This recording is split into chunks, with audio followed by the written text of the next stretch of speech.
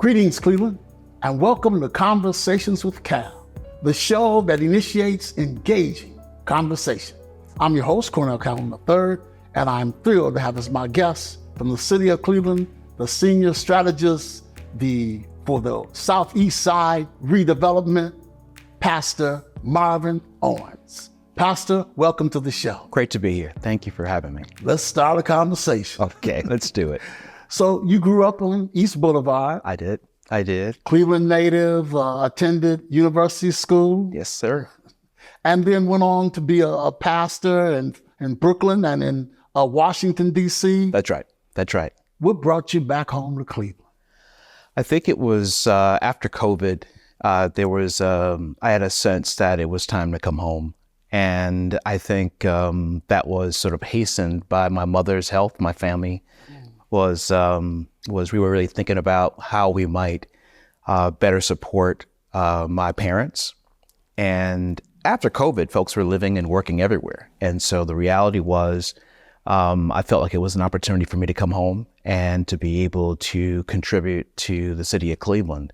Spent a lot of time doing good work at the National Urban League, at the National Office of the NAACP, economic development projects all over the country, and was really happy to be able to bring some of that experience back home to Cleveland. And I'd never really worked in Cleveland professionally, and it was a good opportunity for me to come home. So I was glad I did. Was it a big transition for you to come back home, or no? It was. I mean, you sometimes miss the busyness of the East Coast, the DC, New York, East Coast kind of lifestyle.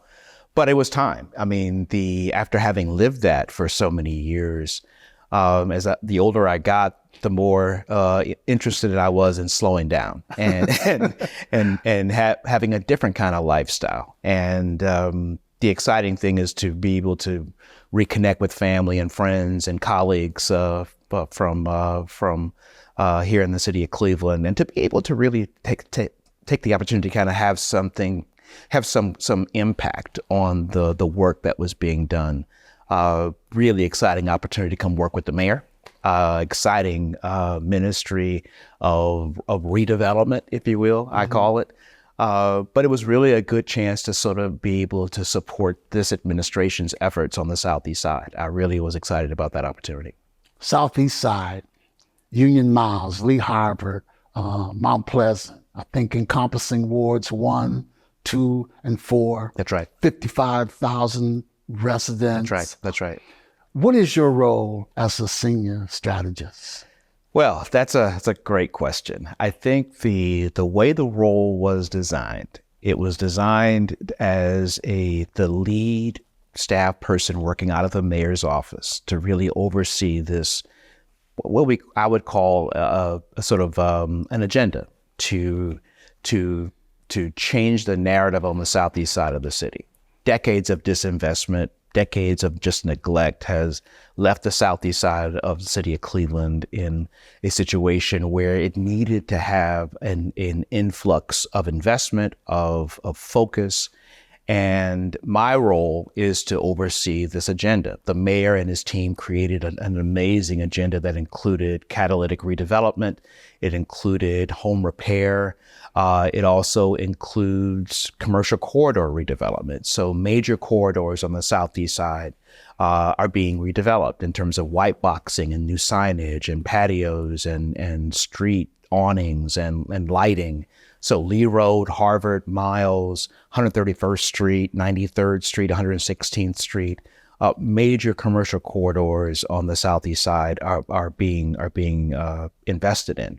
And I think part of my job also has included, though, the things that come with redevelopment, and that includes streets, that includes code enforcement, that includes blight removal, that includes traffic.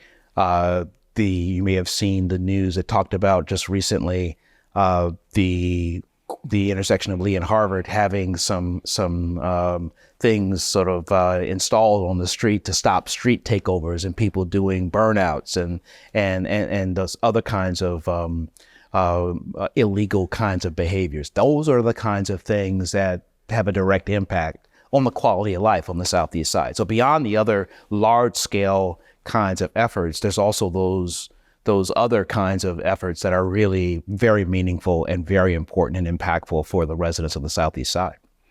That's a arduous task. It is. And it's not my word. I actually got that word from Mayor Carl Stokes. When he was leaving office, he told the incoming mayor, "You've got an arduous task." Why do you think you're perfect for this position? Well, I think this is I think it's a tailor-made position for someone like me with the kind of skill set I have. Having had the experience of running national economic programs in New York and in DC for national civil rights organizations, being involved in new markets tax credit and low-income housing tax credits, being familiar with these sort of financing programs that lead to economic development is really, really important. But even more important is being able to work with people and being able to understand and listen and being able to hear people as they communicate what they're looking for, what they're needing to see, and being able to respond in a way it's not just reactionary, but really thinking about how to be thoughtful about that reaction. And that pastoral experience comes in handy, particularly when you're in a community meeting when folks are frustrated and angry, and it reminds you of a church meeting. And I've seen my share of those. So yeah, you develop a kind of skill set that works in this kind of an environment. What would you say to someone who's living in Central and Collinwood and they say, why not our area? I think the reaction, my response to that is that the whole idea of the Southeast Side strategy was to figure out if this kind of approach works. And this is an experiment. There's never been a Southeast Side strategist. There's never been a structure set up this way, someone working out of the mayor's office to kind of address these very focused kinds of issues in this way. And so the hope is to learn and grow from this experience and maybe take this strategy, if it works, and apply it to Collinwood, apply it to Glenville, apply it to other neighborhoods in the city of Cleveland. There are other areas that need attention, no question about it. And I think the goal here is to take the lessons learned and see if we can take that and apply it to these other neighborhoods. So I would just simply say we're learning from what we're doing, and we're gonna bring it to those other neighborhoods and the best practices, obviously. We're talking about $15 million roughly. That's the initial investment, yes. And what are the main priorities and the utilization of that money, those funds? So $15 million is basically split up into three buckets. The first bucket is the catalytic redevelopment bucket. Those are the large-scale development efforts that are on the southeast side of the city. So essentially what we're doing is taking former CMSD sites, so former school sites that that were transferred to the city of Cleveland, and redeveloping those sites consistent with the partnerships that we have on the ground with our local community development corporations. So retail redevelopment, housing development, new commercial spaces, these sites are going to be large catalytic redevelopment. So that's the first bucket. The second bucket is home repair and home rehab. So we are working with partners on the ground, Community Housing Solutions, Cleveland Housing Network, Enterprise, a number of local organizations that are our partners who are implementing a home repair program on the southeast side. So we're building off those commercial corridors, the homes that are off those commercial corridors, and doing the kind of repair work that needs to happen, helping residents with roofing and gutters and porches and stairs and sidewalks and those kinds of sort of outside kinds of repair. And then we're also going to be doing some rehab work. So identifying homes within the southeast side corridors and rehabbing them and making them affordable and selling them for residents who want to buy in these areas. And the last bucket is, of course, commercial corridor redevelopment. So really working with small business owners to reinvest on these commercial corridors. The first of those investments was Docks on Harvard, which is the new sit-down restaurant right across the street from Lee Harvard Shopping Center. brand new restaurant just opened. We, along with other local folks, local entities, invested in that new restaurant. This gorgeous place. If you haven't been there, you should go check it out. A friend of mine was there and told me it's fabulous. That used to be the Jordan Dental Clinic, and that's where I went. That's where I went for dental. So now I can go get something to eat. That's it. It's a great story. And then we're going to be investing in a couple of other businesses, a couple of doors down from Docks on Harvard. There's other businesses we're going to be investing in around the corner on Judson and Lee Road. And then there's a long list of folks in the pipeline that we're going to be working with, small business owners, new signage, new lighting, just really kind of sprucing up those outside, of these business operations. And all of this is really trying to change the narrative that exists on the Southeast side. Right now, when you drive through the Southeast side, you see a lot of blight. You see a lot of boarded up storefronts. Excuse me. You see a lot of spaces that could really use this investment. And so the goal here is to start with this $15 million investment, but also to incent others to come alongside to invest more. $15 million sounds like a lot, but when you think about the sort of scope of the problem, it's just a drop in the bucket. But often these private investments will follow the city. And so the city has to be the first in. The city has to be the one that initiates. And so I think we'll be able to see folks coming alongside us to grow that investment on the Southeast side. What would be your vision for like the JFK site? I think it's like 14 acres or the Grace Mount. What do you envision happening there? Well, interestingly, both those sites were part of a pretty significant master planning process that included neighborhood residents, leadership, council leadership, nonprofit leadership coming together to talk about what did the community want to see.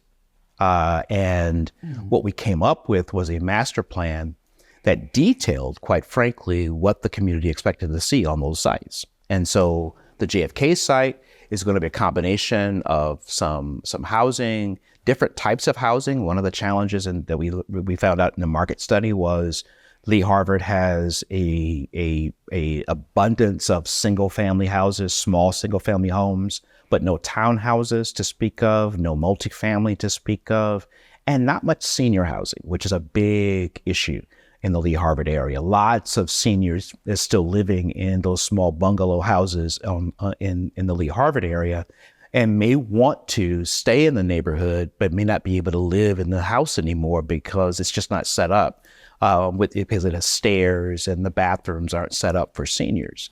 And so the need that was communicated was a variety of style of housing that the neighborhood wanted to see.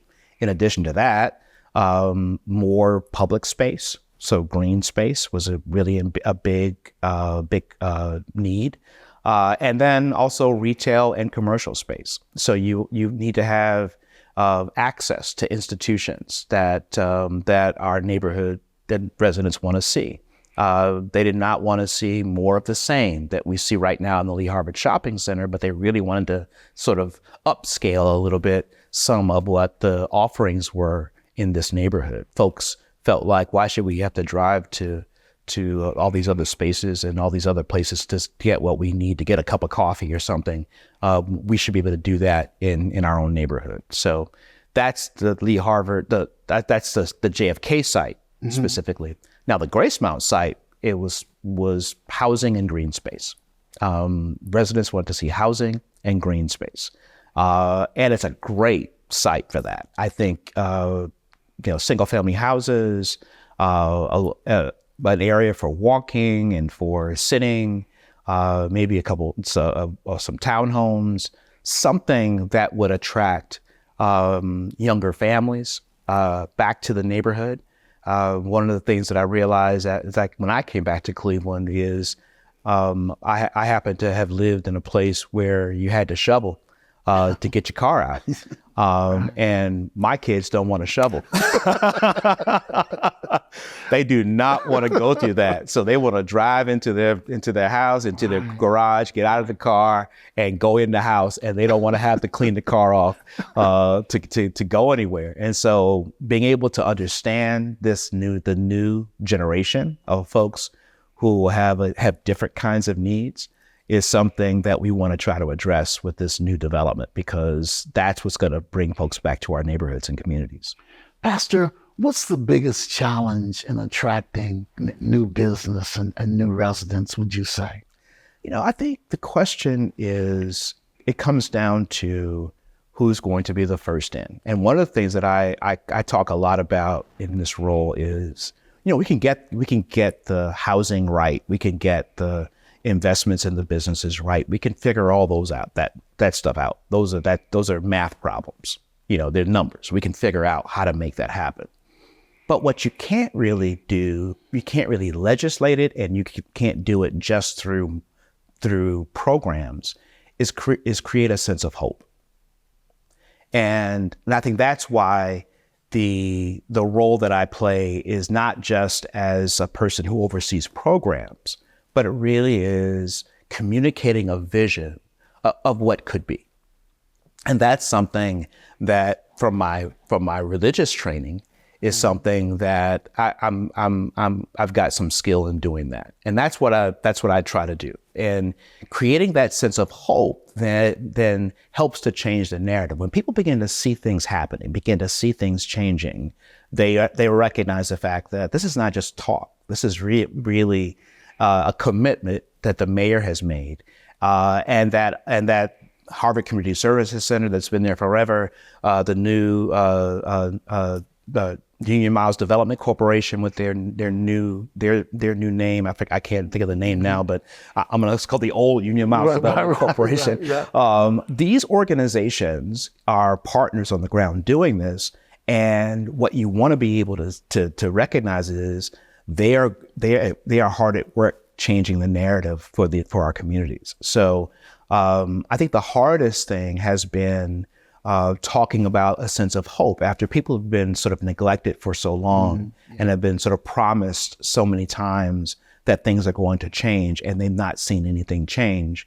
It's difficult for you to come now and say, yes, it's going to happen, it's going to happen, it's going to happen, and they believe you. You're going to have to prove it. And I think that's been the challenge.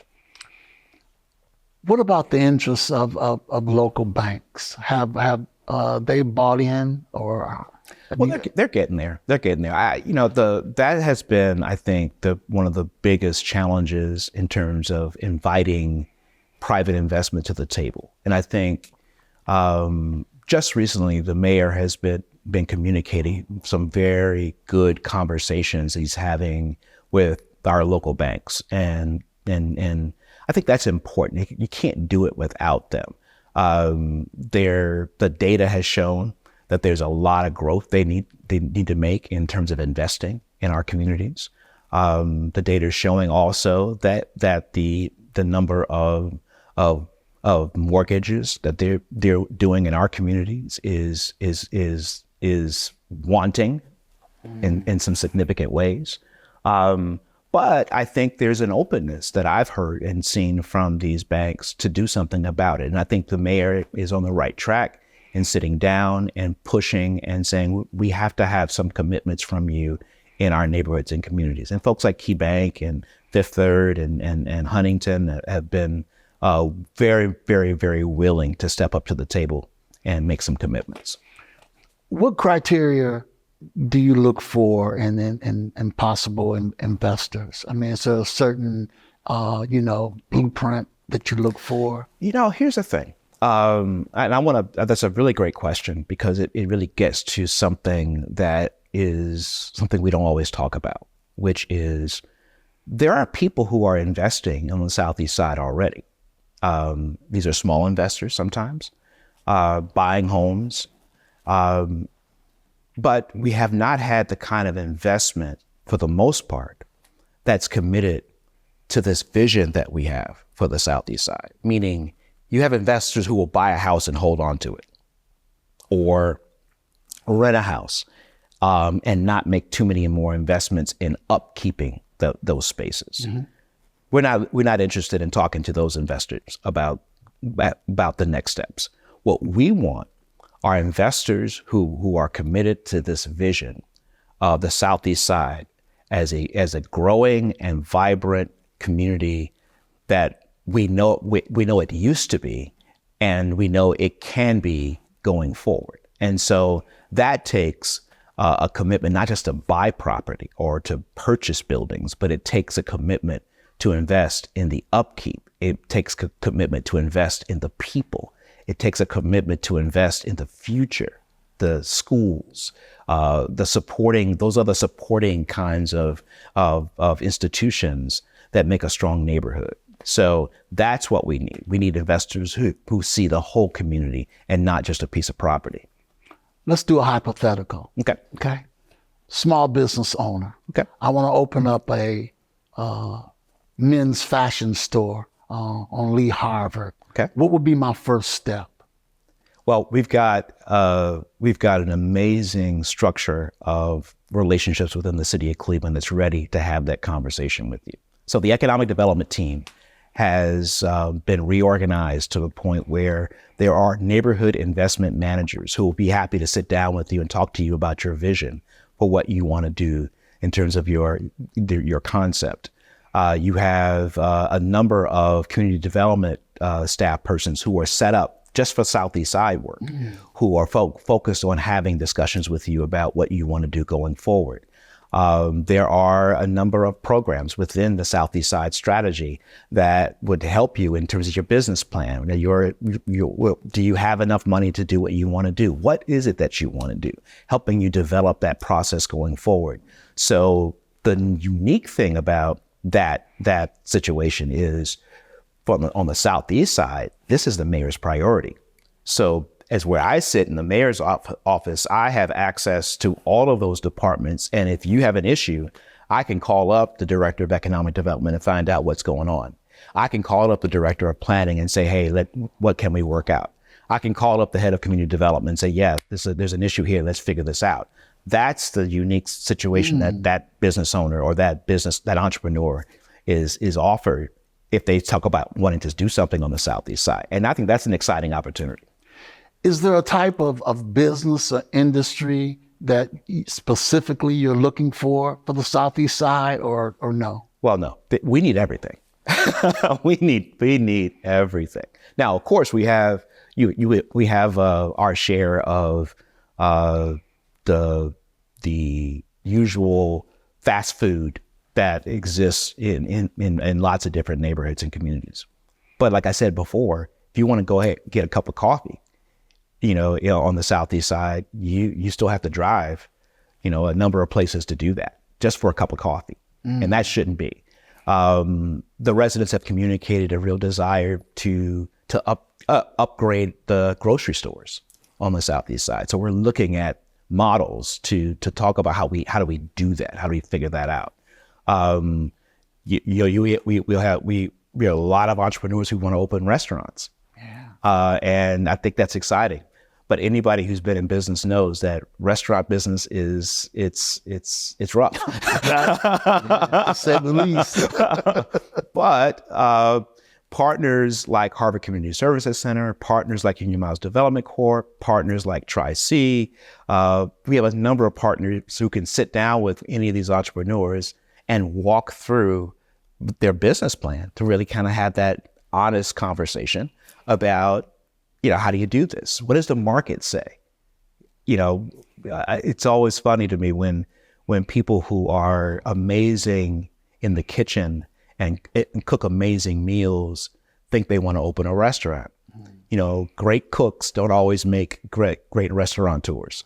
The chef isn't always able to run a restaurant. So understanding the business of a restaurant is something that is necessary. And I'm happy about the fact that we got amazing partners who work with us and work with entrepreneurs to help them figure that out.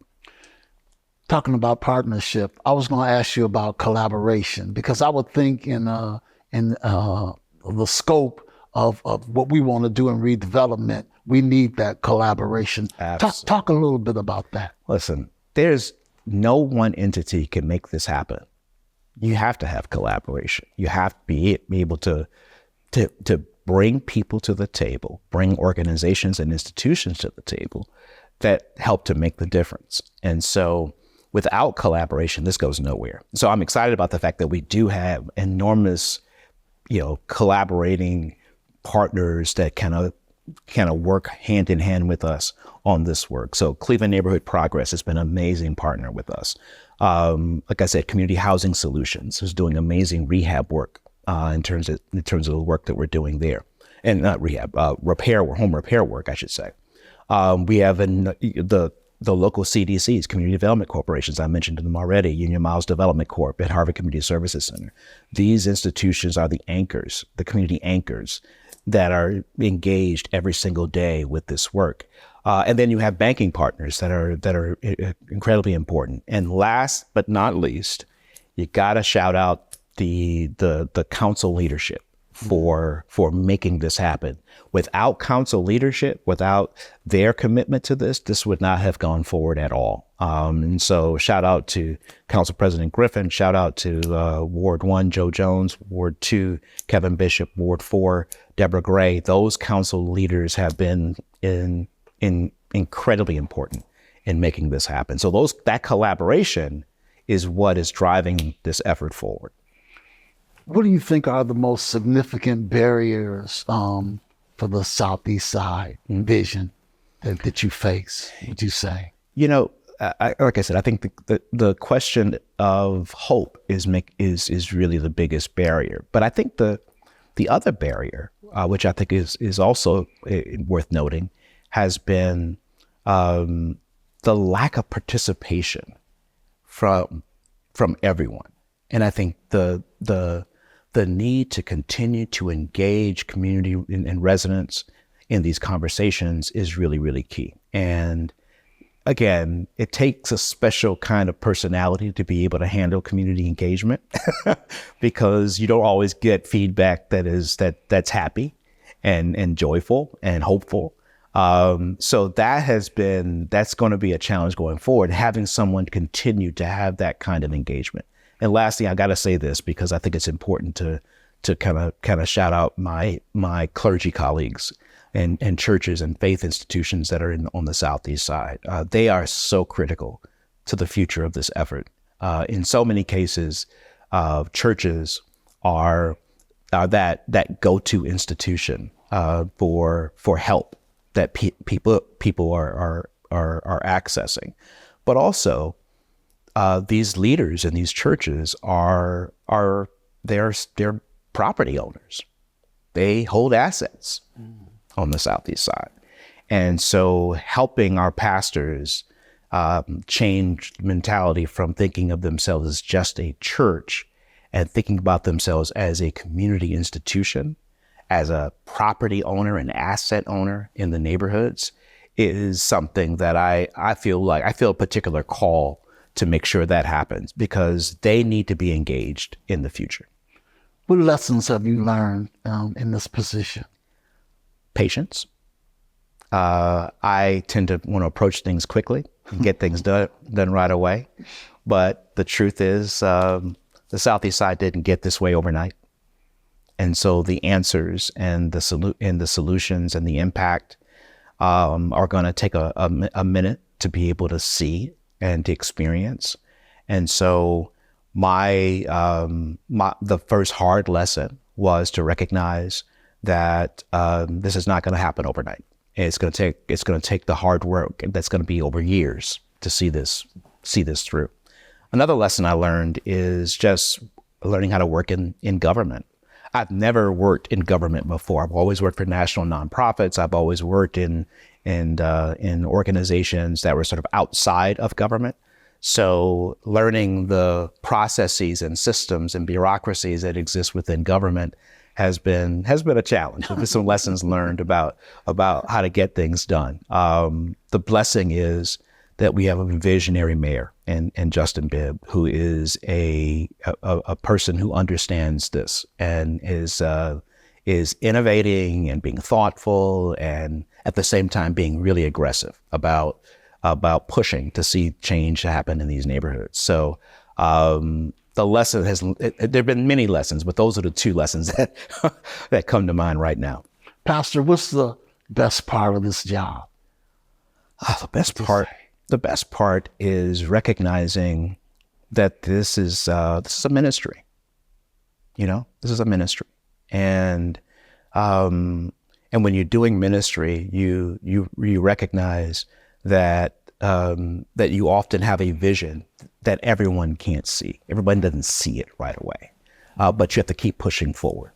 And I think that has been something that has been a blessing to me, because I can see the change coming. I can see the change happening, and being able to kind of talk about that with some excitement and some enthusiasm, and it kind of creates something in the people that I think has been transformative. So it's been a blessing to be able to see that happen. I'm beginning to see it already, which has been really, really good. So the journey from DC is going to be a fruitful one. Absolutely. Glad to be home. Glad to be home, man. I tell you, it's been a blessing to work in these amazing places, work with all these powerful people around the country, and working with Congress and the White House on things has been wonderful to do.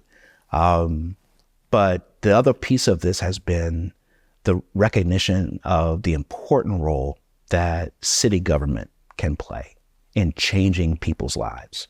I mean, simple things like street stuff and garbage and leaves. And I mean, people look at that stuff and think, but that's not exciting stuff. But if you get that right, people's lives are better.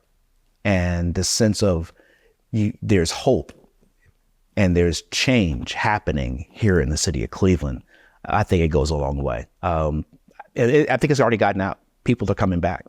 I came back. Others are coming back. My own kids are thinking about how they move back, and they're getting tired of paying all that high mortgages in DC and California. And this city has an awful lot to offer. As the pieces of the puzzle fall into place and this starts to take shape, what do you see your role then as? Continuing to talk about what we've learned, and to continuing to invite others to the table. It's not enough for us to sort of just look at the people who are here now and think that's all there is. There are more partners that need to be at the table. And I think part of what the role I want to continue to play is to invite those folks to the table, and to let them know that there's a role for you in the future of the southeast side of Cleveland, but also of Cleveland generally. I also want to be able to help the mayor think about the next steps in this agenda, what more that he wants to do, because I think we are on the edge of something amazing here in the city of Cleveland. Thank you, Pastor. So impressive. Thank you. Great to be here. And thanks to all of you for tuning in. I'm Cornell Calhoun III for TV 20 and Conversations with Cal. And remember, if you don't like what's being said, change the conversation.